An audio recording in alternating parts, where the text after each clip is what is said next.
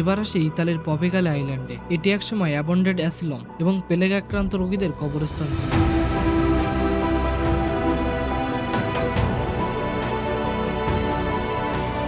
1993 সালে প্লেগ আক্রান্ত হাজার হাজার মানুষকে এখানে পাঠানো হতো, কিন্তু তারা কেউই আর ফিরে আসেনি।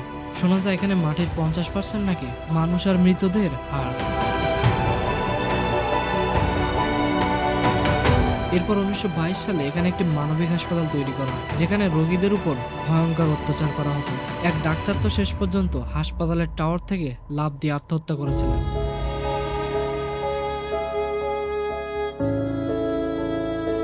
আজও রাতে দ্বীপের বাতাসে কান্নার শব্দ শোনা যায়, কিন্তু এই দ্বীপে প্রবেশ একেবারেই নিষিদ্ধ।